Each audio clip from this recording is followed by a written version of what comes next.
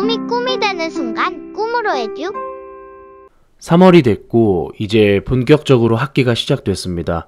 아직 중간고사 시험 기간이 시작하진 않았지만 항상 내신 대비는 학기 시작과 동시에 시작하는 것이라 생각합니다. 지금부터 10년 동안 제자들을 멘토링해왔던 1등급 내신 대비 공부법에 관해 설명드리도록 하겠습니다. 이건 꿈으로 내신 대비 멘토링 프로그램을 통해 직접 지도한 학생들의 실제 성적표입니다.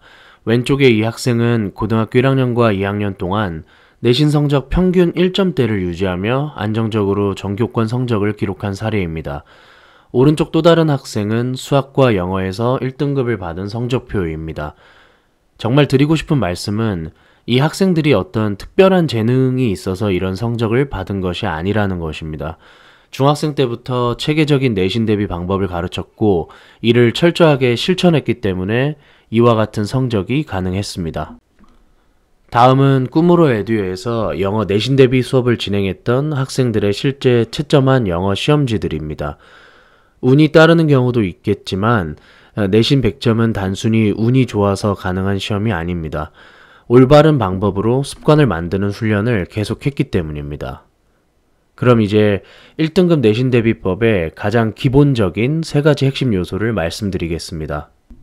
각 학교별 내신 문제 유형에 따라 구체적인 대비법은 달라질 수 있고 학생 개인의 성향마다 차이는 있을 수가 있습니다. 그럼에도 공통적으로 도움이 될 수 있는 기본적인 핵심 요소를 정리하면 다음과 같습니다.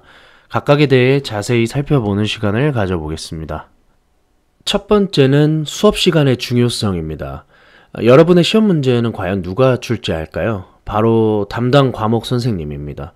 선생님께서 수업 시간에 강조하시는 부분을 제대로 듣고 필기하는 것이 내신 대비의 시작입니다. 담당 과목 선생님께서 중요하다 강조하시는 부분은 당연히 시험 문제로 이어질 가능성이 높기 때문입니다. 수업 시간에 집중하는 것이 중요한 더 큰 이유는 바로 해당 과목의 중요한 일정과 시험에 관한 정보를 얻을 수 있기 때문이기도 합니다.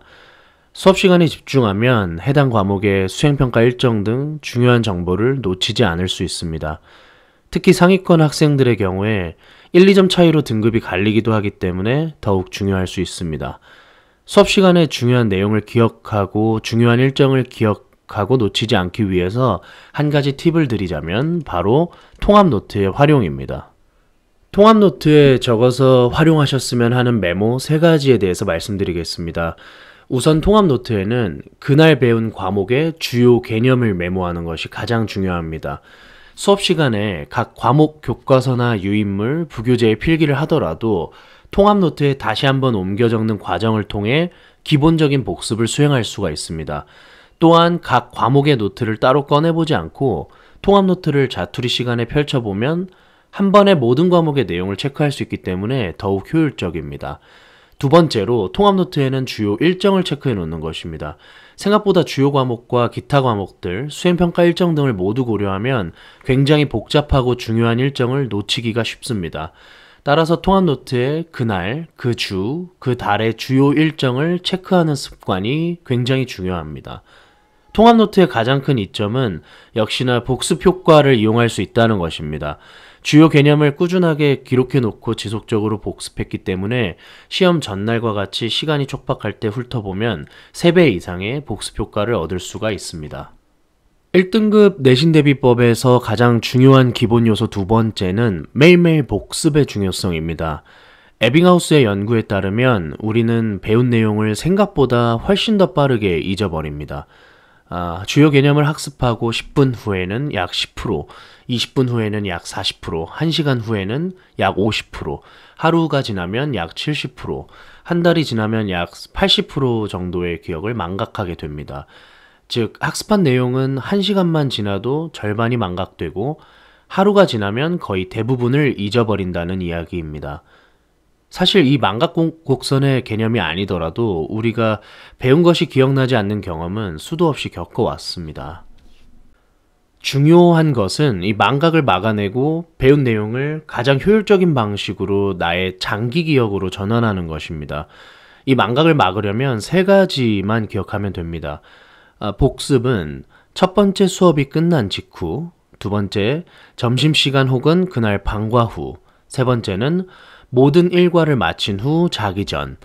이렇게 그날 배운 내용을 세 번만 복습하면 잊어버리고 싶어도 잊기가 어려운 효과적인 학습의 장기 기억을 이뤄낼 수가 있습니다. 물론 쉬운 일은 아니겠지만 처음 습관이 형성되고 나면 충분히 해낼 수 있습니다.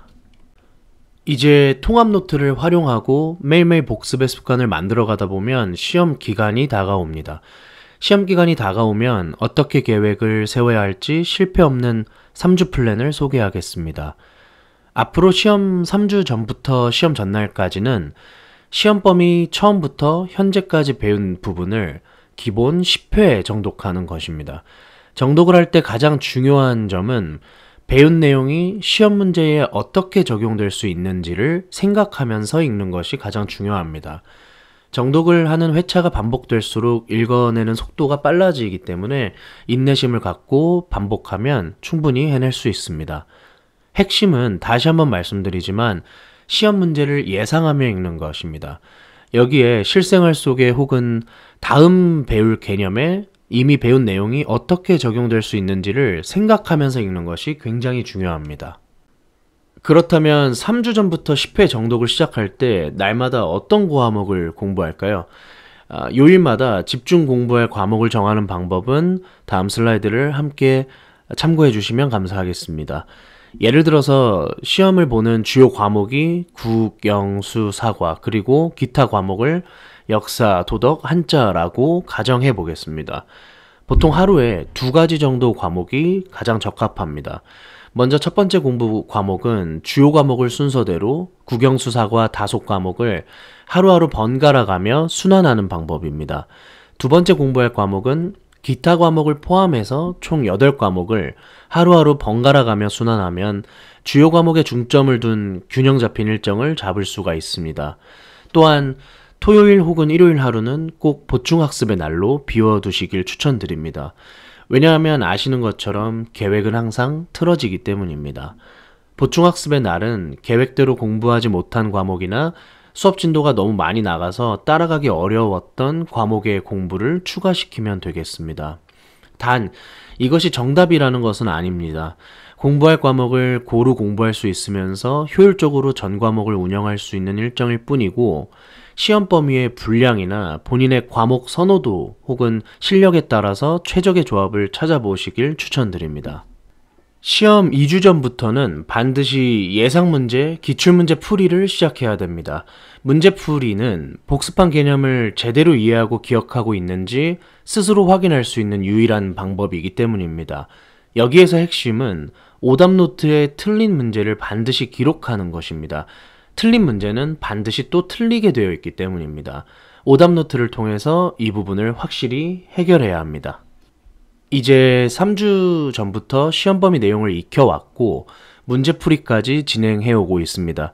시험 1주 전에 가장 중요한 부분은 당연히 추가로 진도를 나간 시험 범위의 내용을 추가 학습하는 것입니다.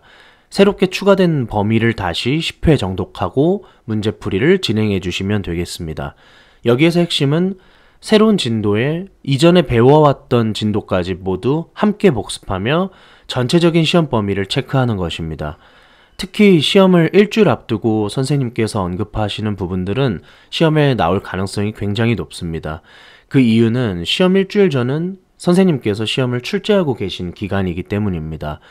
누구나 본인이 중요하다 생각하는 부분은 자주 언급할 수밖에 없습니다. 시험 기간이 다가올수록 무슨 과목을 중점적으로 공부해야 할지 고민되실 겁니다. 효과적인 꿀팁 중 하나는 시험 3일 전부터는 역순으로 공부하는 방법입니다. 시험 과목별 역순 공부법에 대해서 설명드리자면 사실 그렇게 어려운 이야기라기보다 어떻게 보면 당연한 이야기입니다. 예를 들어 시험이 3일 남았을 때 시험 3일차의 시험을 보는 과목을 가장 먼저, 그 다음 시험 2일차의 과목을 그 다음에는 시험 1일차의 과목을 그 1일차 시험 전날 공부하는 방식입니다. 예를 들어 시험이 3일차에 국어, 역사, 도덕 3과목을 본다면 가장 먼저 국어, 역사, 도덕 공부를 시작하면 되겠습니다. 이렇게 역순공부법을 진행하는 첫 번째 이유는 모든 시험 과목을 너무 오랜 텀을 두고 공부하지 않을 수 있도록 균형을 잡기 위함이 가장 큰 이유입니다. 또한 마지막 날 시험 과목을 미리 끝내두면 남은 기간 동안 다른 과목에 더 집중해서 깊이 있게 공부할 수 있기 때문입니다. 그 이후 1일차 시험이 시작되면 다음 날의 과목을 그 전날 공부하면 되겠습니다. 첫 번째 시험 날에 과목 시험이 끝나면 바로 그 다음날 시험인 2일차 과목을, 그 다음 2일차 시험이 끝나면 시험 3일차 과목을 공부하면 되겠습니다. 바로 다음날 과목을 전날 집중해서 준비하는 건 당연한 일일 것입니다.